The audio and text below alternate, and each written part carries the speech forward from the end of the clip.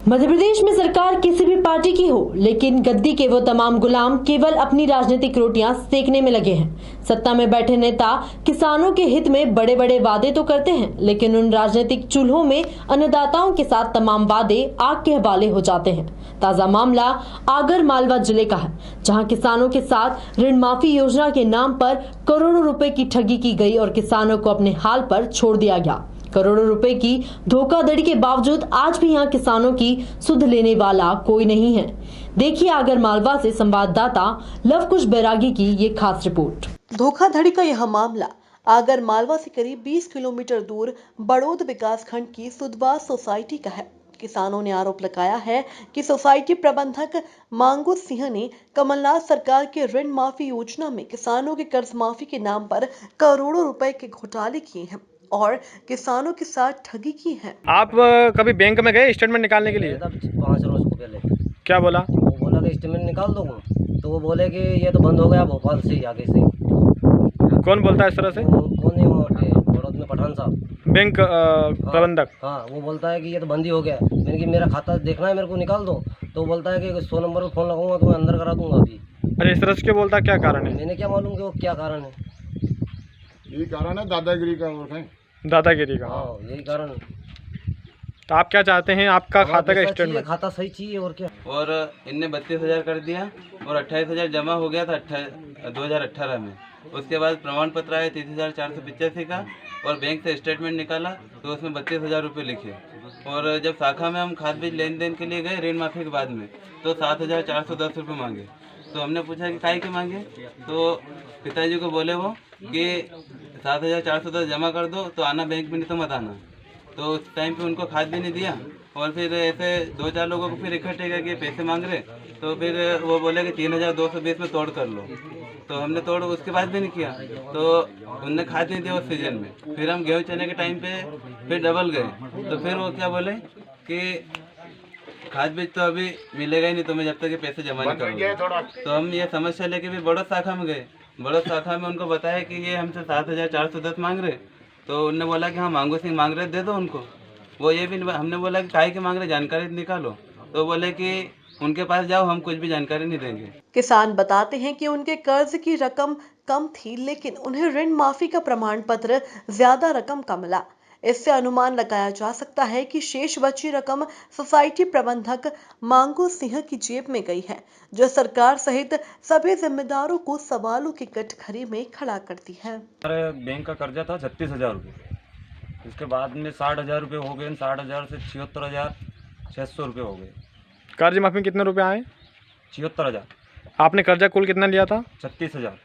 36,000 बढ़ के कितना हो गया था? ये बढ़ के उनके हिसाब से करा 60,000 कर दिए। मैं 60,000 से डायरेक्ट आपने 76,000 रुपये कुल।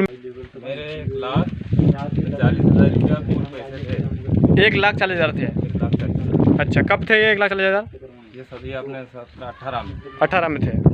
और ऋण माफी में प्रमाण पत्र कितने मिला आपको? मिला वो प्रमाण पत्र नहीं मिला आपको? अच्छा, तो ये कर्जा कब था बताया आपने? कर्जा कब था ये? 18 में। 18 में कर्जा था। उसके बाद आपको खाद बीज कुछ मिला? कुछ भी नहीं मिला।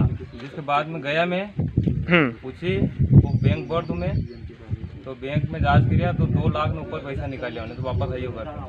वैसे भ्रष्टाचारियों के खिलाफ यह लड़ाई किसान अकेले नहीं लड़ रहे हैं, बल्कि भारतीय किसान संघ भी उनकी इस लड़ाई में साथ है। भारतीय किसान संघ युवा वाहिनी के जिला संयोजक धर्मेंद्र सिंह राजपूत ने भी प्रबंधक पर गंभीर आरोप लगाए हैं और कार्यवाही की मांग की है। ऋण माफी जो हुई है, इनमें किसानों को शासन के सामने उसने किसानों का जो खाता है, ऋण है, वो बड़ा चढ़ा के बताया है। किसानों का कर्ज वास्तविक कम था और शासन से इनका प्रमाण पत्र लगभग डबल पैसा दर्शाया पहुँचा। प्रमाण पत्र मिले किसानों को। इसके बाद में भी अनेक किसानों से उसने बोला कि आपका कर्ज माफी नहीं हुआ और पैसे लिए गए। उसके बाद लगभग कितने किसान है सोसाइटी में? सोसाइटी में लगभग 1,800 किसान हैं। 1,800 के लगभग किसान है। सभी के साथ इस तरह से हुआ है? सभी के साथ में इसी तरह के हुए हैं। मैंने कई किसानों के दस्तावेज चेक भी किए हैं। मतलब 4 खाते हैं, स्टेटमेंट वगैरह सभी मतलब 1-2 किसानों को पहले बड़ौद शाखा में जानकारी नहीं थी। जब स्टेटमेंट निकाल लिए, बाकी ये मामला सामने आने के बाद में बड़ौद शाखा के जो प्रबंधक है वो भी स्टेटमेंट देने से मना करते हैं किसानों को। किसान जाते हैं तो बोलते हैं कि 100 नंबर लगा के अंदर डलवा दूंगा, आपके घर का राज चल रहा है क्या। इसके बाद में मैंने जो किसान स्टेटमेंट निकाले हैं उनका टोटल खाता देखा है तो पासबुक में अलग एंट्री है उसी तारीख की, और स्टेटमेंट में अलग है। मतलब आप मैं गारंटी लेता हूं कि प्रबंधक जो हैं उनकी कलम वो खुद मिला के बता दें।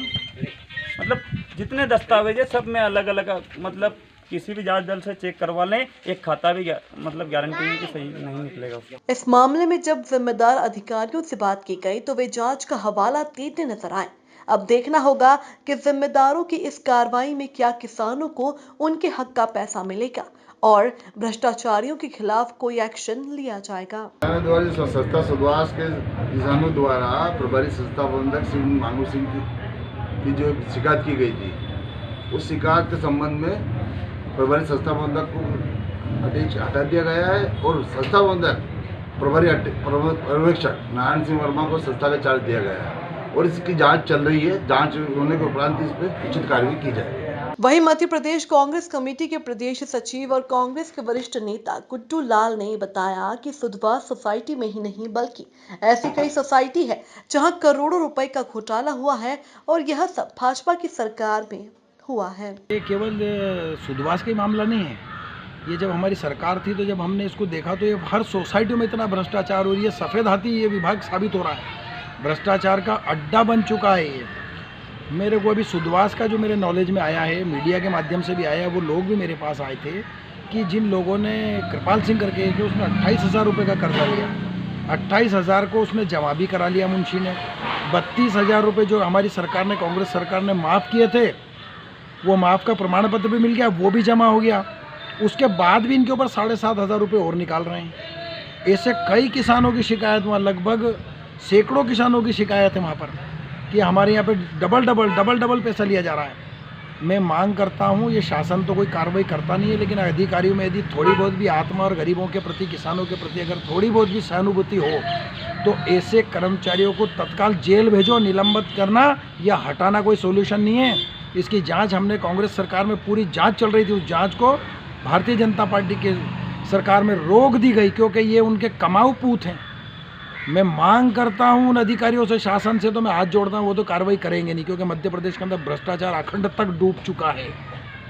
इन पे कार्रवाई करें और ऐसे गरीब लोगों को इंसाफ दे। और मैं किसानों से भी मांग करता हूं कि इस सरकार को तत्काल बदल दो। आपको 15 साल तक लूट खाया इन्होंने और 15 साल तक किसानों का शोषण किया इन लोगों ने, और अभी भी आपके पास समय है। 3 साल के लिए विधायक कांग्रेस का चुन लो, सुकून में हो जाओगे आप। और ऐसे लोगों को हम जेल भेज करके ये वादा पूरा करेंगे किसानों हम आपसे, और आपको लाभ दिलाएंगे हम। वैसे यह पहली योजना नहीं है जो भ्रष्टाचार की भेंट चढ़ी हो। राजनेता अपने फायदे के लिए देश की जनता को जीने के लिए अपने हाल पर छोड़ देते हैं। यदि इन राजनेताओं को देश की जनता की याद आती है तो केवल चुनावों के वक्त, क्योंकि चुनाव के बाद तो यह राजनेता कुर्सी को बचाने में व्यस्त हो जाते हैं और देश की जनता को भूल जाते हैं। यदि ऐसा ही चलता रहा तो वह दिन दूर नहीं जब देश की जनता का भरोसा सरकार पर से हमेशा के लिए उठ जाएगा। उम्मीद है ये वीडियो आपको पसंद आया होगा। हमारे साथ बने रहने के लिए पेज को फॉलो करें ताकि आगे की जानकारी आपको मिलती रहे। साथ ही वीडियो को लाइक और शेयर कर